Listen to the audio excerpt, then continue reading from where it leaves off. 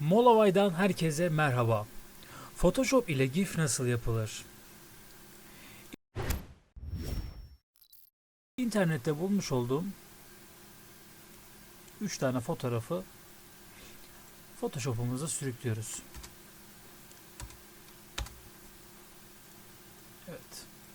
Gördüğünüz gibi. Bunları bir temizleyelim.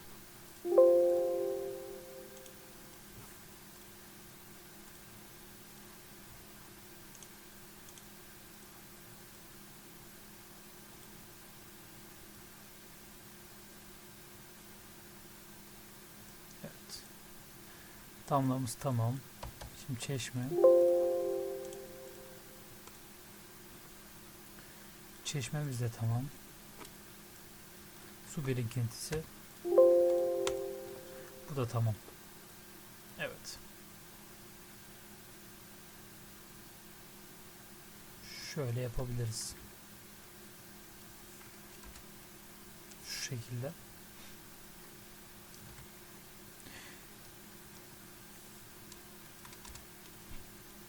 Şimdi buraya kadar her şey tamam. Yapacağımız işlemler timeline üzerinden olacak. Eğer sizde burası yoksa Windows kısmına geliyorsunuz ve buradan timeline'ı etkinleştiriyorsunuz. Timeline'ı etkinleştirdikten sonra şimdi GIF'imize başlayalım. Şuradaki damlanın şöyle göstereyim. Şu damlanın sürekli böyle akmasını istiyorum aşağı doğru. Şöyle yukarı doğru saklayalım. Şöyle bakalım bir daha nasıl duruyor.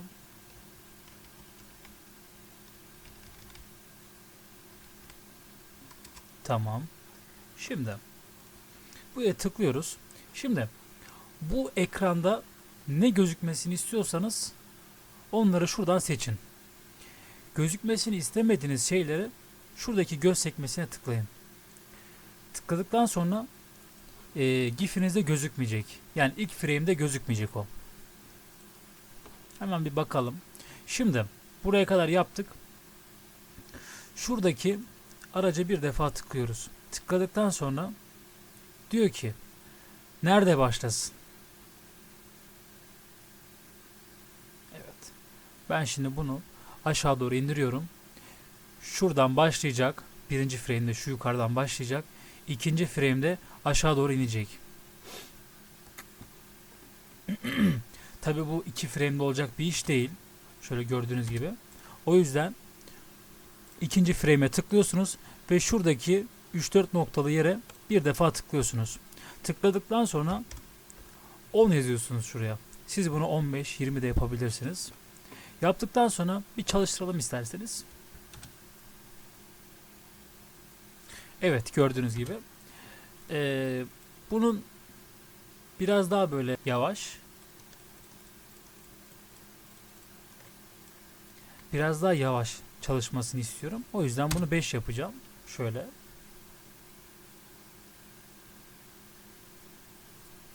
Yavaş olmasın derseniz de şuraya 0,1 yazıyorsunuz. Tabii hepsini seçtikten sonra şöyle çalıştır diyorsunuz. Evet. Gördüğünüz gibi. Şimdi şuraya da şöyle siyah puntoyla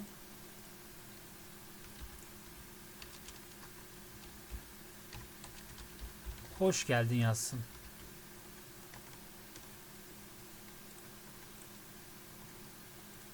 Şöyle seçelim bir daha. Hoş geldin yazsın. Şimdi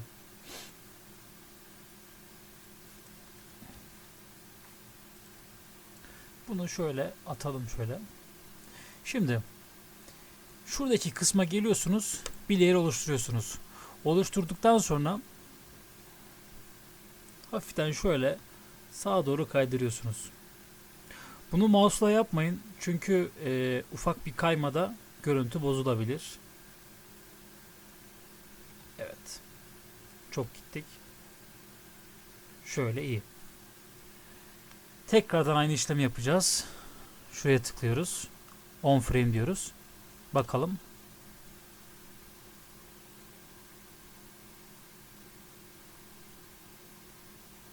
Evet.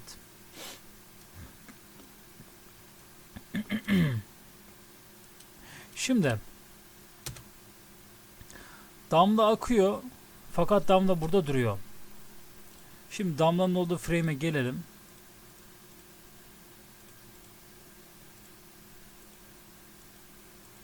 Evet. Tam şurada. Tam şurada duruyor. Bu frame'e gelince damla nerede? Şuydu galiba. Evet. Bir daha çalıştıralım.